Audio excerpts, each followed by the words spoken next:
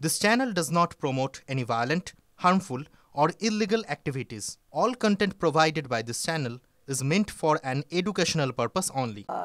তারা election commission আছে, তারা বারবার করে এই বিষয়টি নজরে এনেছে। কোনো লিগ্যাল বৈধ ভোটার তাদের নাম যেন কাটা না যায়, আর কোনো অবৈধ ভোটার তাদের নাম যেন ভোটার লিস্টে না থাকে।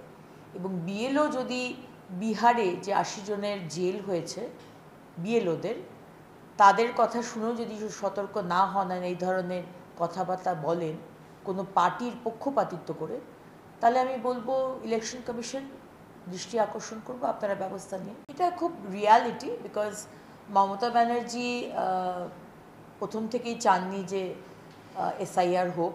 বাংলার মানুষ সেটা বুঝতেই পারছেন যে কেন উনি চাননি। একটা ভয়ের পরিবেশ উনি ক্রিয়েট করার চেষ্টা করছেন, কিন্তু ইলেকশন কমিশন খুব পরিষ্কারভাবে বলে দিয়েছে বিএলওদের সুরক্ষার দায়িত্ব কিন্তু রাজ্য সরকারের। সুতরাং মমতা ব্যানার্জি, আপনার সরকারে বিএলওদের যদি কারোর উপর একটা আঁচ আসে, তার দায়িত্ব কিন্তু আপনাকে নিতে হবে। আর আপনি যদি ভেবে নেন যে আগুন জ্বালিয়ে দেবেন, এসআইআর করতে দেবেন না, দেখুন তাহলে প্রসেসটা থেমে যাবে।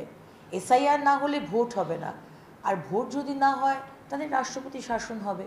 এবার কোনটা আপনি চাইছেন সেটা আপনাকে ডিসাইড করতে হবে। ব্রাত্যবাবুর মতো শিক্ষিত মানুষ কি করে আজাদ হিন্দ ফৌজের কোন রাস্তা দিয়ে যারা এসেছিলেন, কেন আমরা এসআইআরকে বিরোধিতা করছি, কেন আমরা রোহিঙ্গা বারবার রোহিঙ্গাদের বিরোধিতা করছি, এই ধরনের কথাবার্তা ওনার মতো একজন শিক্ষিত মানুষ কি করে বলেন?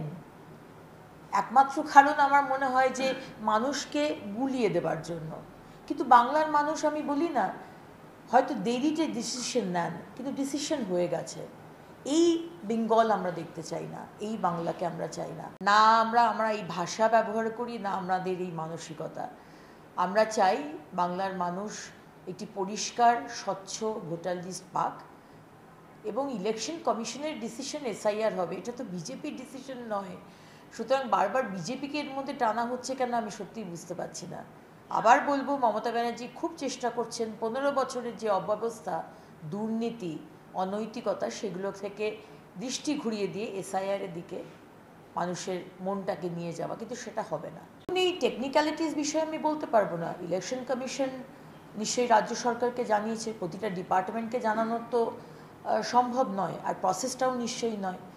আর যদি প্রসেস থাকতো যে মমতা ব্যানার্জি বা রাজ্য সরকারে যাকে জানানো হচ্ছে তাদেরকে, চিফ সেক্রেটারি তাদেরকে না জানিয়ে ব্রাত্য বসু যে শিক্ষামন্ত্রী তাকে জানানো হচ্ছে, এই প্রসেস নিশ্চয়ই নয়। সুতরাং ব্রাত্যবাবু, উনি এত শিক্ষিত মানুষ, উনি আমাদের শিক্ষা দপ্তরের মন্ত্রী, তিনি এই ধরনের কথাবার্তা কি করে বলেন? দিলীপদা তো কোনোদিনই আমাদের দলের বাইরে যাননি, দিলীপদা তো আমাদেরই আছেন। সুতরাং দিলীপদা বিজয় সম্মেলনী করবেন আমাদের পার্টি অফিস, যেটা আমাদের মুরলীধর সেন লেনের, যেটা সবথেকে পুরনো পার্টি অফিস, সেটাই তো ন্যাচারাল। সুতরাং আলাদাভাবে কামব্যাক তো তখনই হয় যখন তিনি চলে যান। তিনি তো কোনোদিন আমাদের ছেড়ে যাননি, আমাদেরই আছেন। না, আমাদের তো শীর্ষ নেতৃত্ব এসেছেন, এখানে কোর কমিটি মিটিং চলছে। সুতরাং আমরা প্রত্যেকেরই কিছু কিছু দায়িত্ব রয়েছে, যেগুলো নিয়ে আমাদের বৈঠক চলছে। আমরা বারবার ইলেকশন কমিশনকে কমপ্লেন করেছি। বিএলও যাদের থাকার কথা নয়, আমরা যাদের কথা জানতে পেরেছি, যাদের ছবি দেখেছি তৃণমূলের মঞ্চে, তৃণমূলের জনপ্রতিনিধিদের সাথে, তৃণমূল ক্যাডার হিসেবে যারা কাজ করেছে, তাদেরকে বাদ দেওয়ার জন্য আমরা বলেছি। প্রসেসটা যাতে হয় সেটা দেখার দায়িত্ব ইলেকশন কমিশনের। আমরা কমপ্লেন করতে পারবো, আমরা তাদেরকে সজাগ করতে পারবো, কিন্তু প্রসেসটা কিভাবে হবে সেটা তো আমরা বলতে পারবো না। আমরা চাই স্বচ্ছ ভোটার লিস্ট হোক। একটা সরকার, বেঙ্গলের সরকার, বেঙ্গল যেখানে বলা হয় বুদ্ধিজীবীদের জায়গা, সেখানে একটা সরকার যার কোনো মৃত্যু হচ্ছে, যে মৃত্যুই হচ্ছে, কাশিতে হোক, আমাদের এলওপি বললেন না, গাছ থেকে পড়লেও সেখানে বলবে যে এসআইআরের জন্য হয়েছে। এটা কি আপনার অ্যাডভাইজাররা কে? মমতা ব্যানার্জি, আপনাকে কে অ্যাডভাইস দেয় যে এই ধরনের কমেন্ট বা এই ধরনের মানে স্টেটমেন্ট দেওয়ার জন্য? আমরা অবাক হয়ে যাই। বাংলার মানুষ কিন্তু ততই ডিসিশন নিয়ে নিচ্ছে কি না, এই তৃণমূল আর নয়। আমরা দেখতে পাচ্ছি যে এমন এমন মানুষদেরকে বিএলও করেছে যারা সেই অর্থে সরকারি আধিকারিক নয়, এবং বিহারে যে ঘটনা ঘটেছে ৮০ জনের জেল হয়েছে, যারা সংবিধান মেনে রুলস মেনে কাজ করেনি। শুভেন্দু অধিকারী আমাদের সম্মানীয় এলওপি শুধু সতর্ক করে দিচ্ছেন বিএলওদের।